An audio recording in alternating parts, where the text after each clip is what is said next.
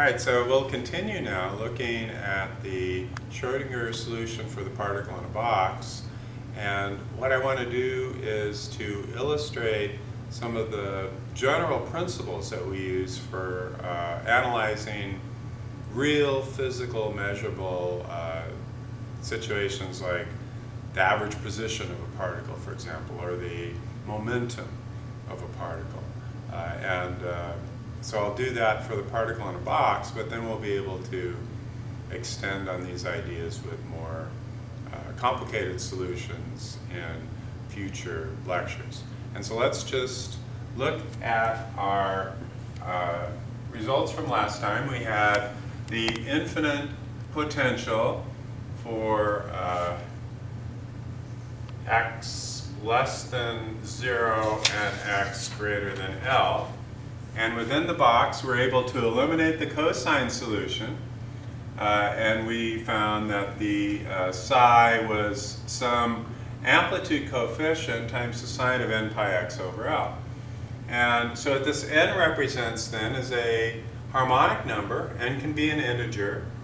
And so if we look up at the data projector, we see some of these solutions don't look too much different from a vibrating string harmonic.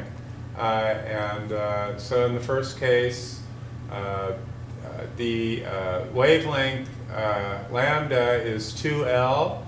Then in the second one, the wavelength is L. In the third one, it's 2/3 L.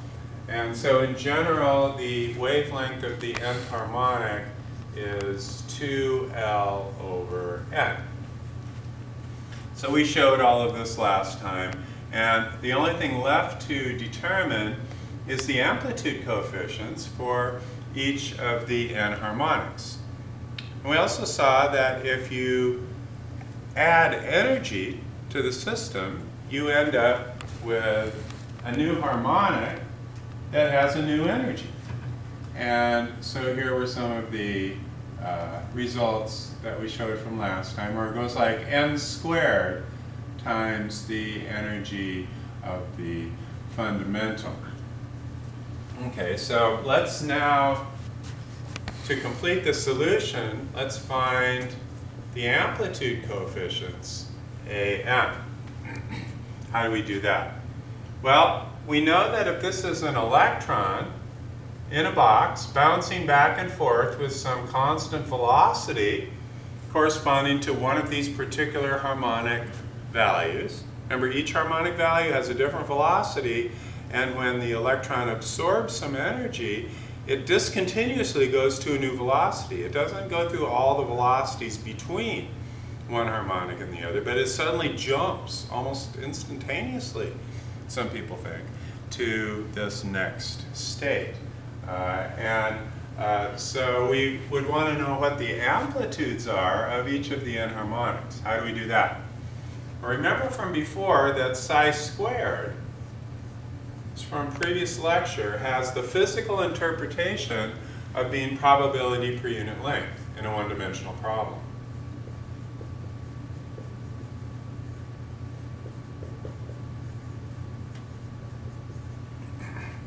Okay, and so this is sometimes called our probability density.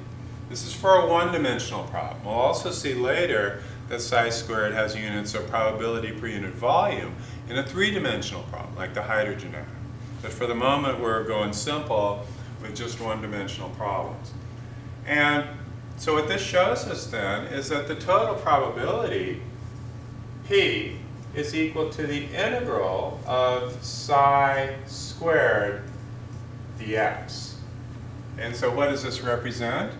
Well, for a particular value of psi, we also have a value for psi squared.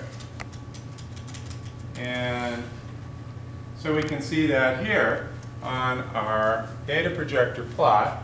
In the middle, we've got the psi squareds. On the left, we have the psi functions. And so when we're plotting then the psi squared function versus x, what we end up with then is just the area under this curve is the probability of finding the particle in a certain region.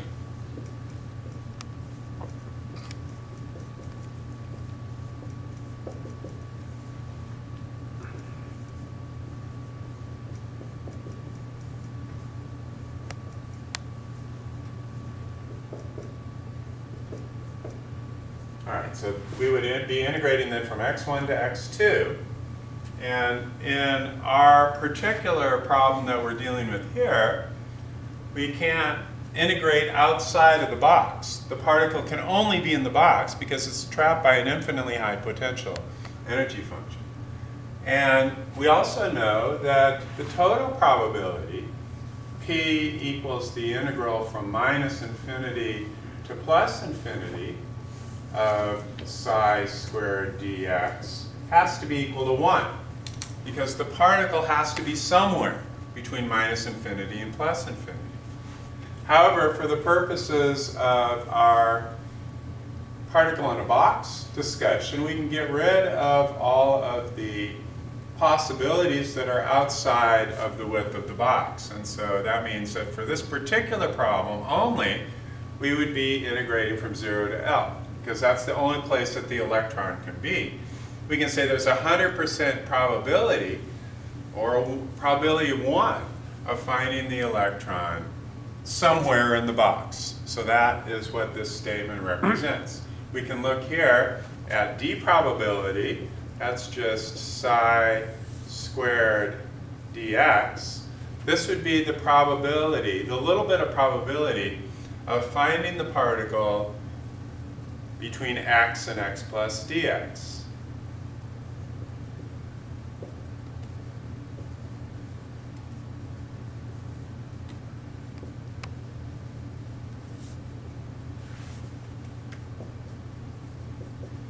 All right, and so if we, let's say we looked at the n equals 1 harmonic, this would be a sine squared function. So this would be psi squared versus x, and so that would look like this, going from 0 to L. And this would be the plot then of A1 times the sine A1 squared, times the sine squared of n is 1, so it would be 1 pi x over L. So that's what that plot would look like. It would be a sine squared plot, and somewhere in here we would have d probability. That would be this little tiny bit of area there, that's dp. And if we sum them all up, we end up with the area under the curve between x1 and x2. And if we want to sum over the entire curve, what we end up getting is 1, because the particle must have a probability of 1 of being somewhere in the box between 0 and L. Okay, so we can use this condition then, since we know everything else, to solve for the amplitude coefficient. If we do that, what we find is that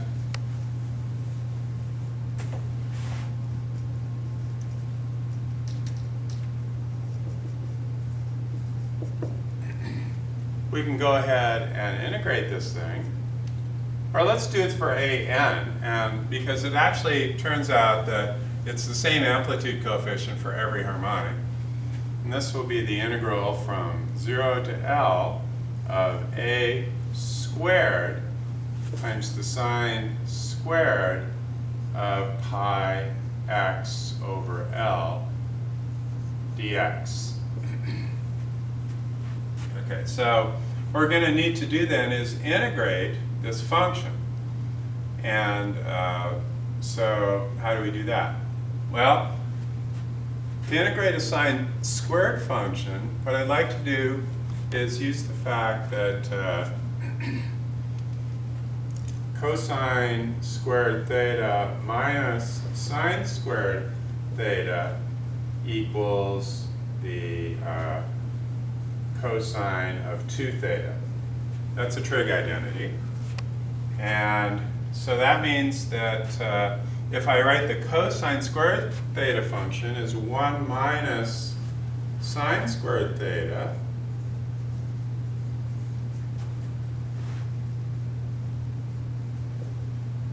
then I can solve this for sine squared theta and write it as a cosine of 2 theta and a constant. And so this is 1 minus 2 sine squared theta equals cosine 2 theta. Or, solving this for the cosine of 2 theta, we can say that the sine squared of theta is equal to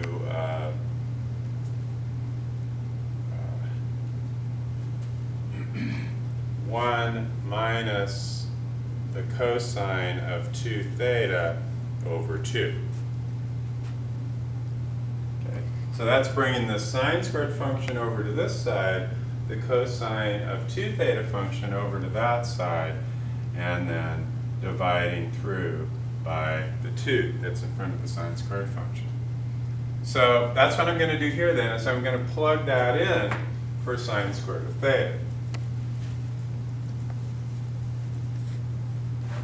I can pull the a squared outside times the integral of 1/2 minus the cosine of 2 pi x over L times dx, evaluated from x equals 0 to L. Okay, now, turns out you're going to have to be going through these kinds of operations for a lot of the probability questions that you could get, that you will get, either on a Mastering Physics assignment or on a lecture quiz, or of course on our next quiz assignment. So let's go ahead then and push this thing through. Probability then, and remember that our goal here is to find the one unknown, because the probability is 1.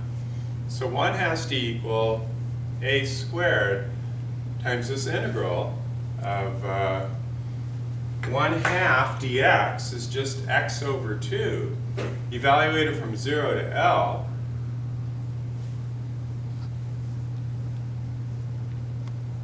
minus a squared times the cosine of 2 pi x over L dx. Now if we want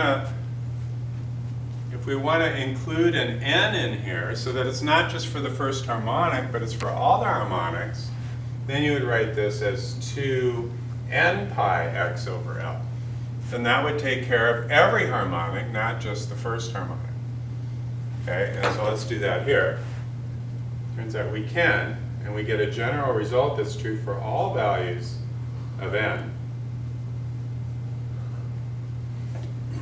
And then this will evaluate from 0 to L. Okay, so this first term then is going to be just L over 2 times a squared. And the second term is going to be the cosine of 2n pi L over L, which is the cosine of 2n pi, minus at the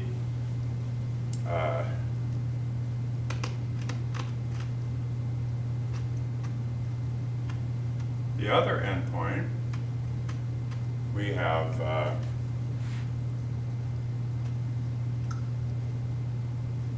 the cosine of just 0, a squared times the cosine of 0, okay, because x is equal to 0 at the other endpoint.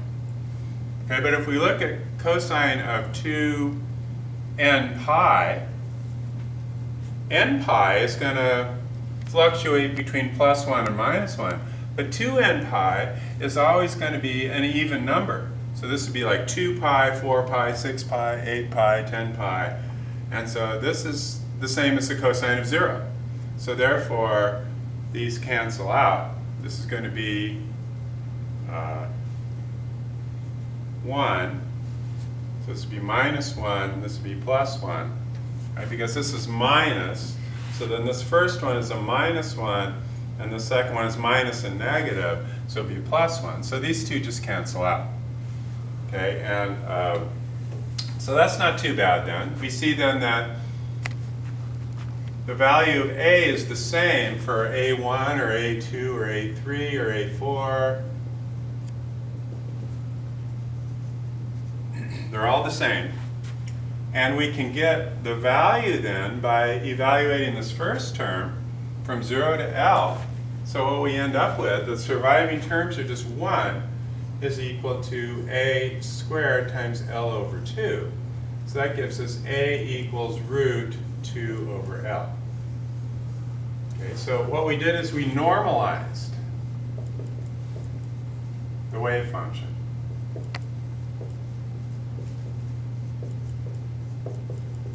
Which basically just means that we turned the A into something that's consistent with the fact that the particle has to be somewhere.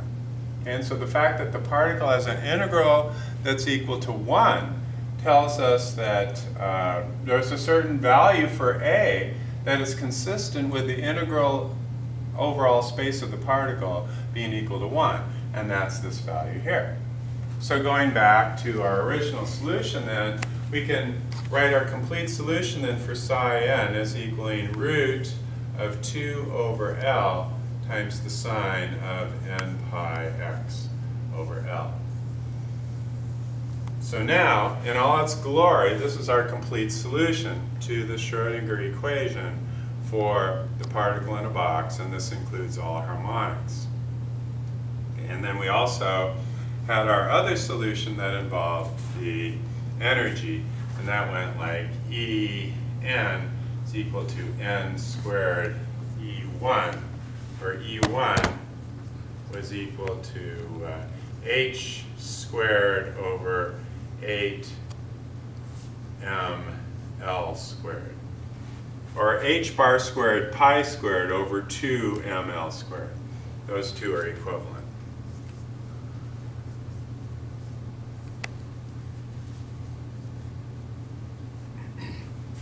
Okay, so we have these solutions. Now, what do we do with these? What is interesting that we could do with these solutions? Well, one thing we can do is, now that we know what the wave function is in all of its glory, we can look at the average position of the particle. And now how do we get that? Well, it turns out the average position is gotten from knowing the wave function. It's another integral. So a lot of these useful things involve integrals. We could call here x the average position.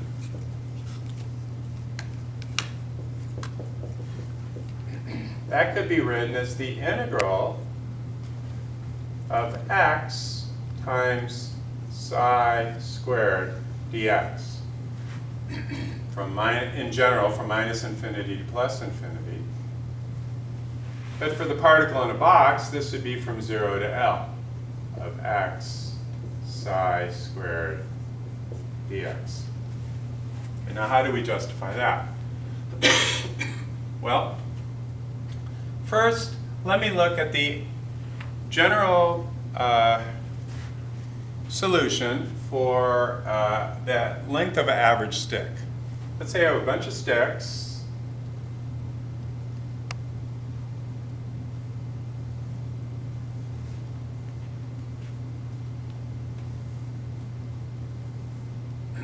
Like that. So this would be L1, this would be L2, this would be L3, this would be L4, and we want the average length.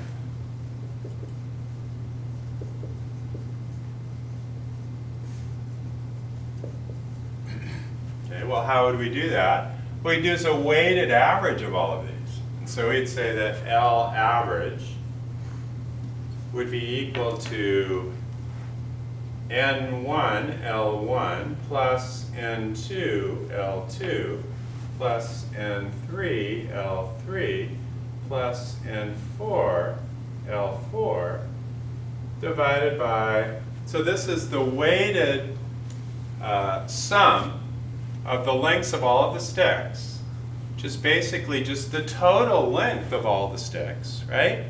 Because if you have one stick of length L1, then that's one little length. If you have two sticks of length L2, then that's going to be a total length for the L2 sticks put end to end. For L3, similarly, you'd have a factor of 4 there. For L4, you'd have a factor of 2. But then to get the average length, you'd have to divide by the total number of sticks. So you'd have the total length of all the sticks together divided by the total number of sticks. So that would be N1 plus N2 plus N3 plus N4. Okay, so that could be written symbolically then as the summation of nths of I, else of I, divided by the summation of nths of I, where this is the length of each stick, and this is related to the probability that a stick will have a certain length.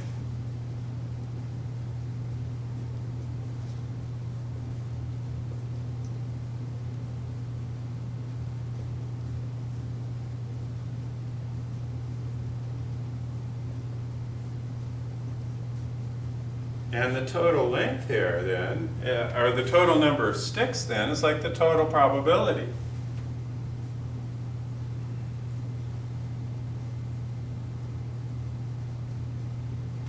Sort of. Okay, and so what I'm looking for is something that looks like this.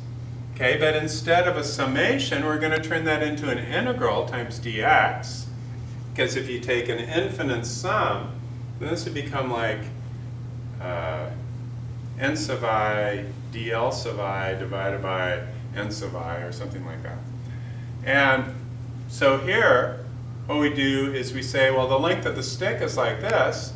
The probability is this. But this, in this case, is a position rather than a length of a stick.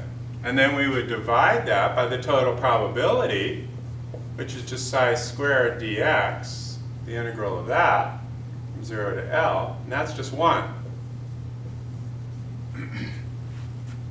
Okay, so this expression then is consistent with a continuous, or if we have discrete sums and we want to find an average value, we just extend that idea to the continuous case, and we end up with an expression that looks like this.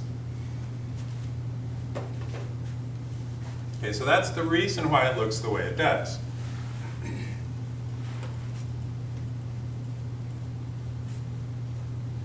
Now let's apply this, though, to the particle in a box.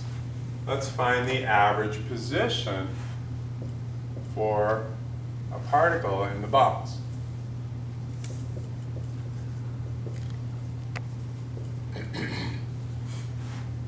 Okay, so how do we do this? Well, we go back to our psi solution over here. So we write this then as the integral from 0 to L, because there are no position coordinates for the particle outside the box, times x times square root of 2 over L sine n pi x over L dx. And that's going to be squared.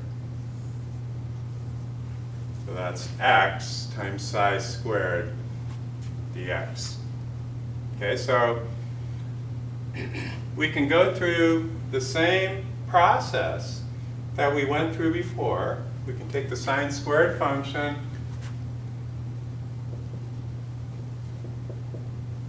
one minus cosine 2 theta over 2. We can plug it in, but then what we end up getting is something that we can really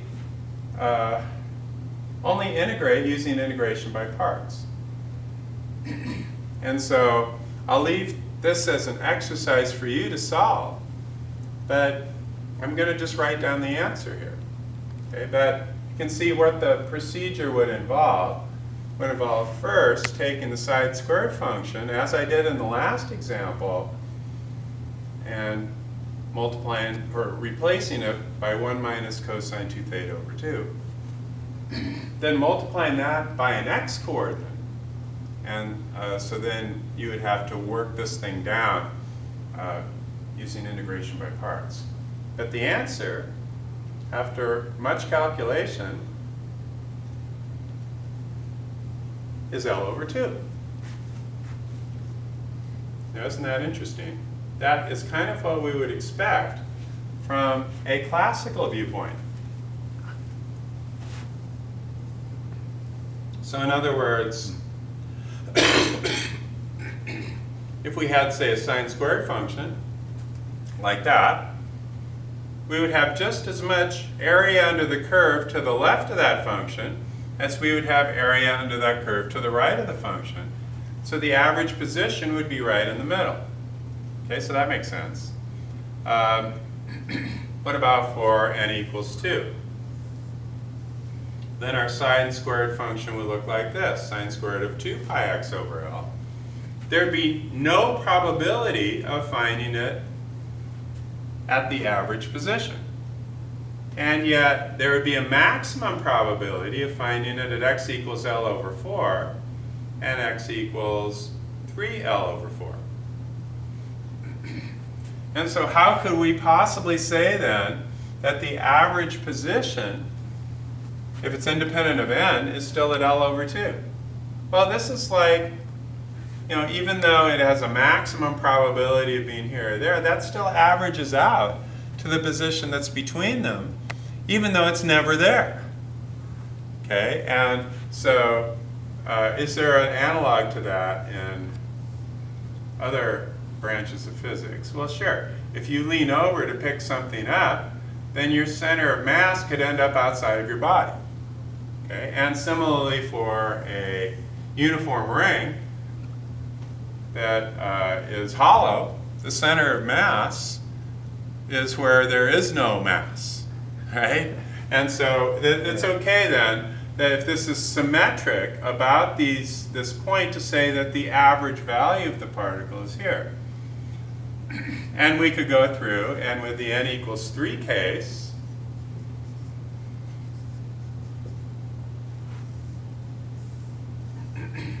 then it'd be the sine squared of 3 pi x over L.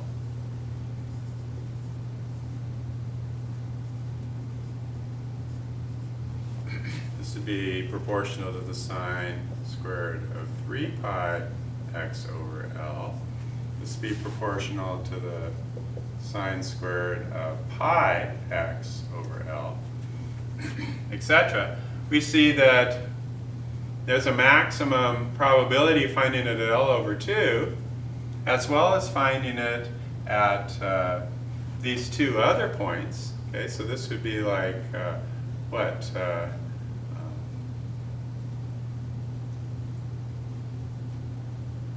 It's here, and then it's there.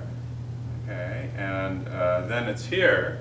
So we can see then that the probability, or the area under the curve, of finding it on this side is the same as the area under the curve of finding it on this side. That it will be found in the center, but it will never be found at these two nodal positions, which will be at L over 3 and 2L over 3. So this point here then would be L over 6. This would be L over 2. This point here would be 5L over 6. So we have maximum chances of finding the electron at these three locations, but never finding the electron at those two locations. And yet, the average value is still the same at that midpoint. And I could do this for all of the rest of them too. So one thing that you could see, and you will see this, is that I could ask a question like, find the probability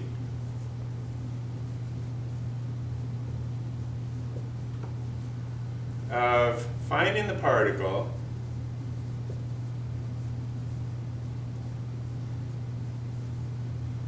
in the n equals 2 state between L over 2 and L.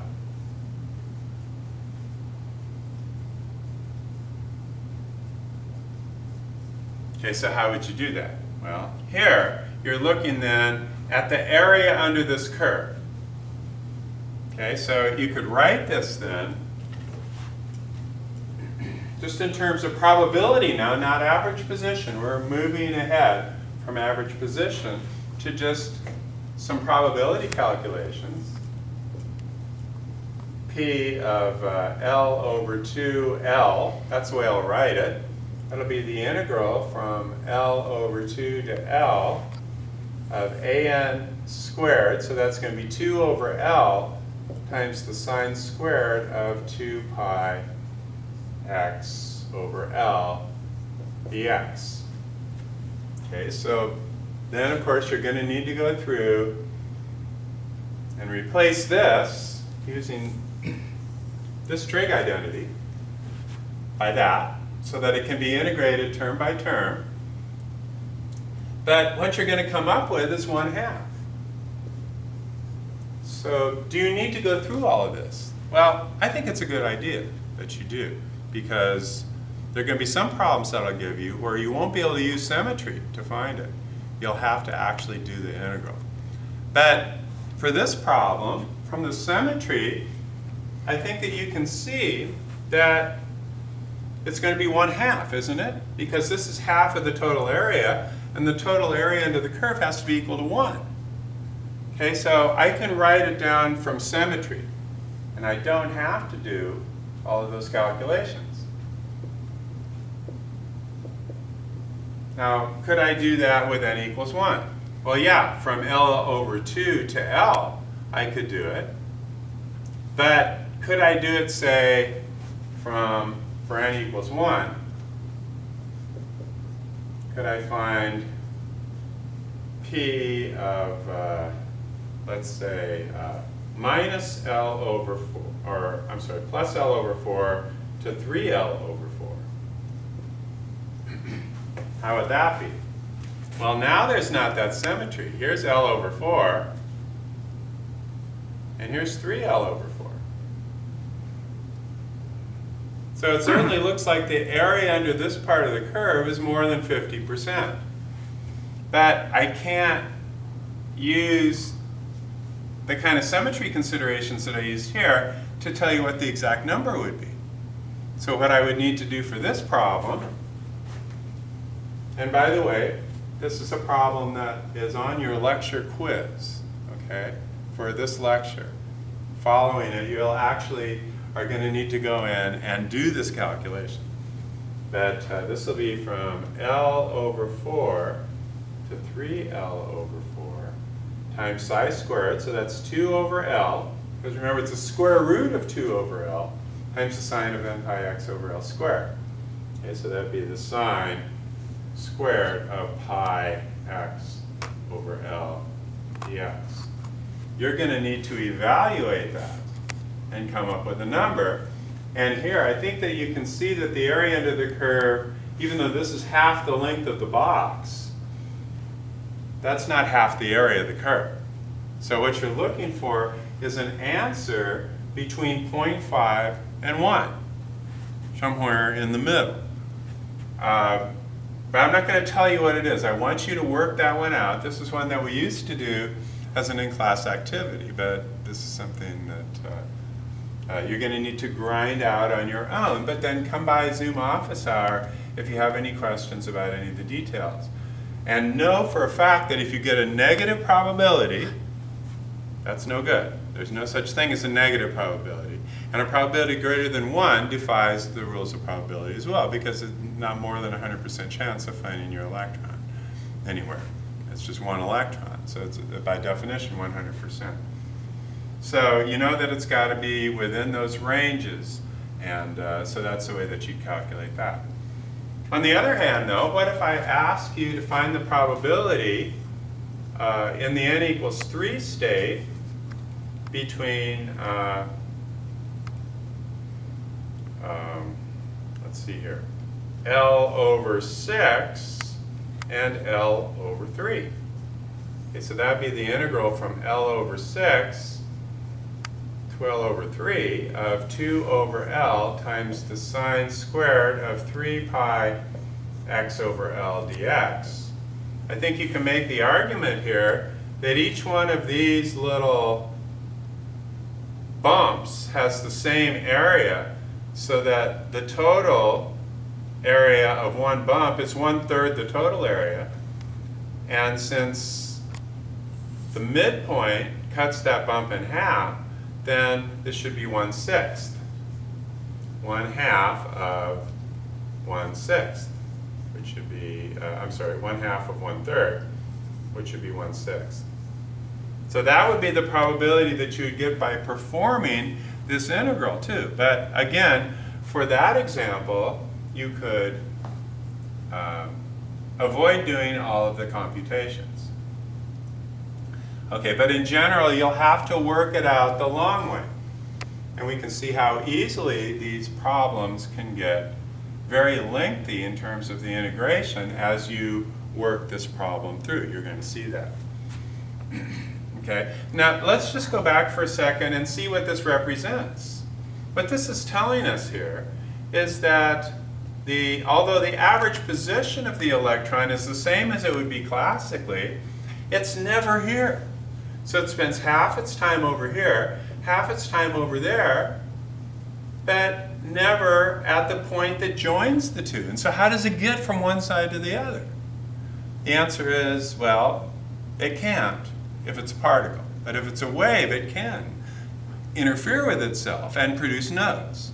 So this is more consistent with the idea that the particle is a wave.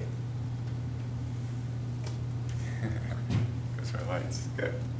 Okay, so, and similarly here you have two nodes.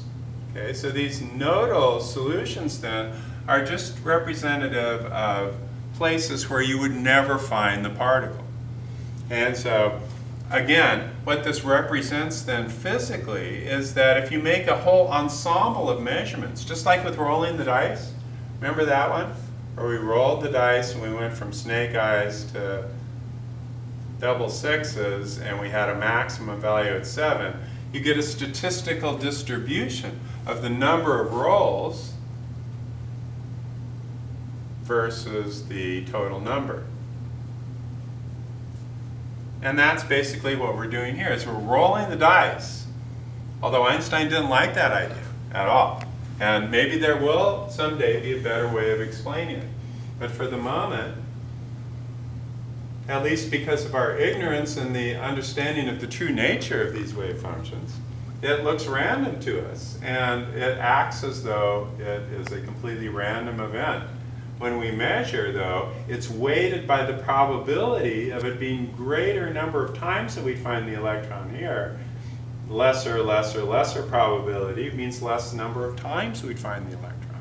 There. Similarly here, we find the electron more often at L over 4, 3L over 4, but never at L over 2. This is all then representative of probability. One other thing I wanted to look at before we end this video is we looked for the expectation value of the position. What about the momentum? Well, we can write that in a similar way to the way that we wrote the x formulation. This is the integral of x psi squared dx. But here, with the momentum formulation, and this was also actually true with the average position formulation as well, so we have to write this as two functions. Psi star times p op of x times psi dx. Okay, now that is actually the same way that we write this one as well. This would be psi star times x times psi dx. Now first of all, why are we writing psi squared as psi star psi?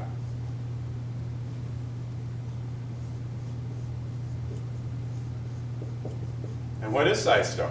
Well, psi star is just the complex conjugate of psi.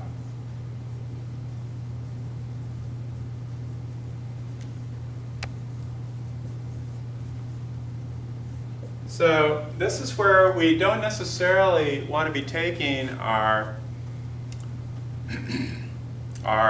interpretation of the wave function too seriously as a physically observable quantity, because psi is complex.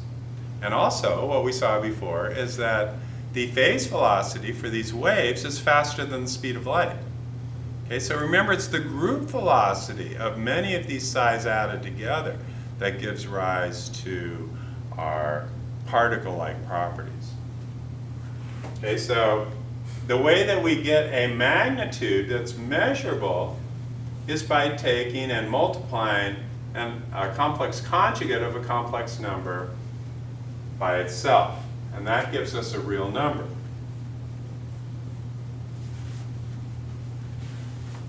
So this is a way then of taking psi and turning it into something that's a real number.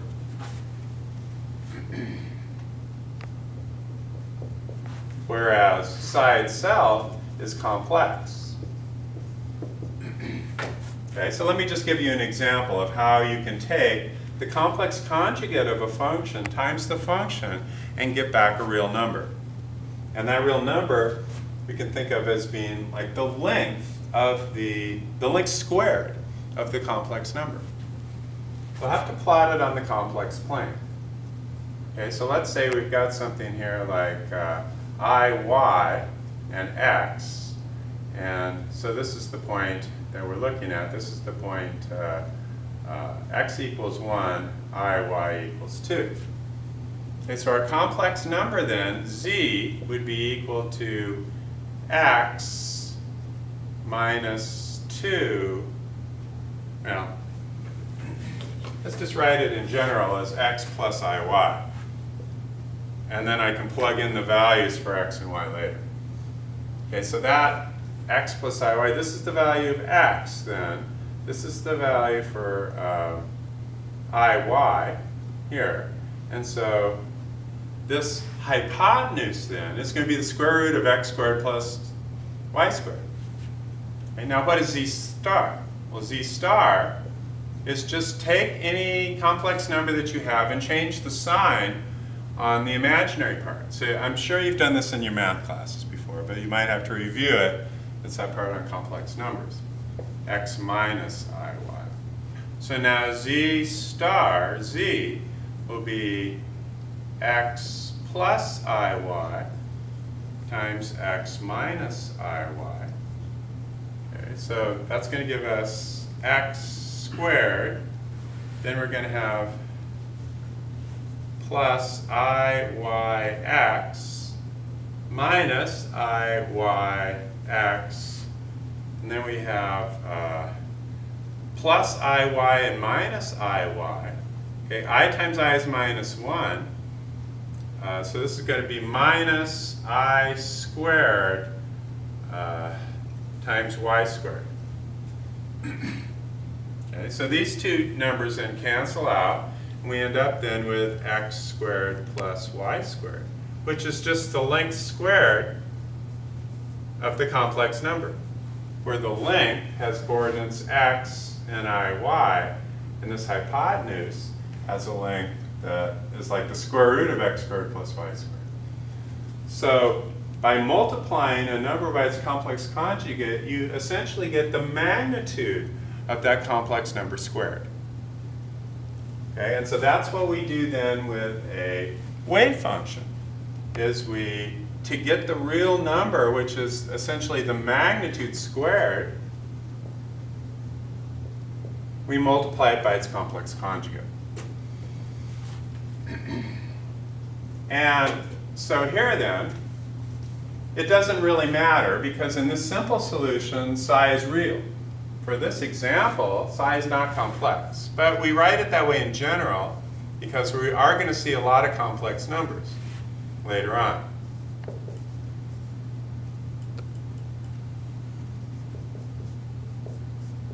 So that's our psi n function. Okay, and so psi squared is the same as psi n. So this is going to look like integral of square root of 2 over n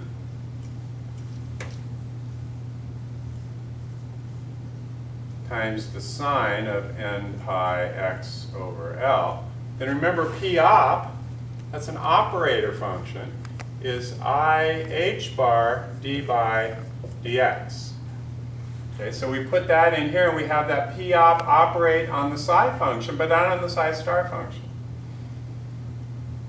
And this is minus I h bar. You may want to review this, but this is how we derive the Schrodinger equation. We assume that the momentum can be written as an operator such that p op acting on psi equals the momentum back again times psi. So this is your operation, this is your eigenvector, and this is your eigenvalue. Okay, so this is I h bar d by dx of square root of 2 over L sine of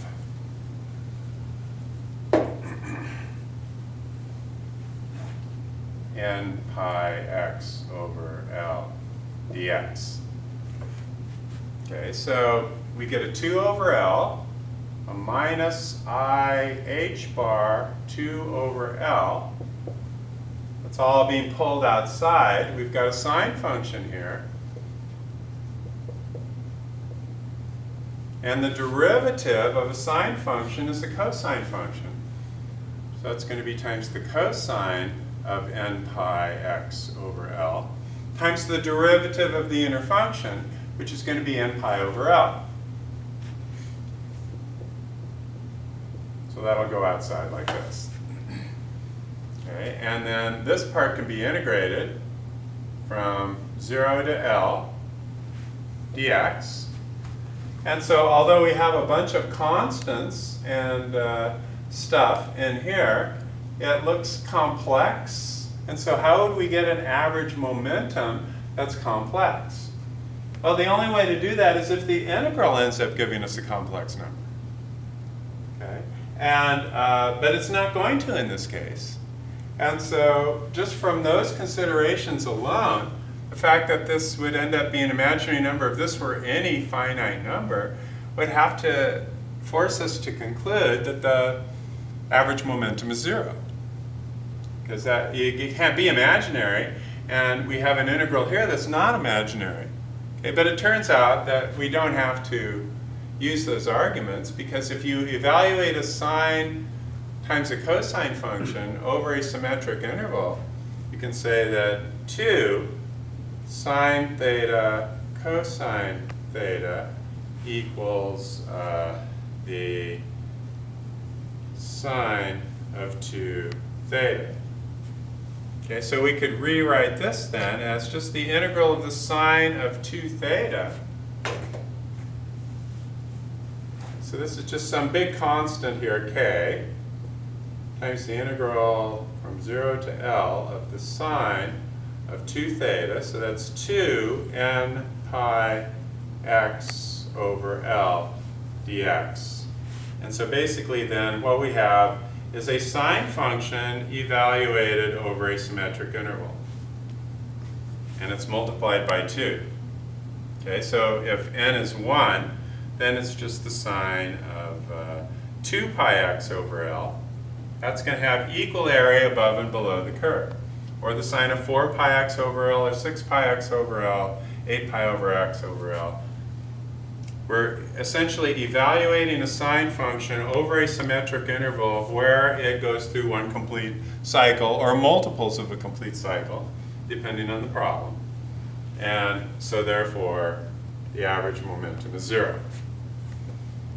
Make a long story short, that's what this shows us, is that the average momentum of the particle in a box integrated from 0 to L by plugging in this expression for the momentum operator, putting it between psi star and psi, and there's a big theorem on why it's done that way and not outside of the whole thing, why it doesn't operate on both psi star and psi. But that's a little advanced for us here, so we'll just go with that result, okay? And not worry exactly about why it's true, but I can point you in the right direction if you want to know why it's not P op times psi star psi, but rather is written this way. But that's actually consistent with this, too. Because here, because x doesn't act on psi, you can just pull x outside, and then this is just psi star psi, which is just psi squared. So this is actually in this form, but it can be simplified to this form. Okay, and so what does this mean about the particle in the box? Well, it means that it satisfies the same condition that it would classically. It makes sense, because if the particle is spending half its time classically moving to the right and half its time classically moving to the left, and no time during collisions, then the average momentum must add up to 0. And that's exactly what we're seeing in the quantum mechanical sense, too. But there's a little more to it, quantum mechanically, in order to arrive at that same result.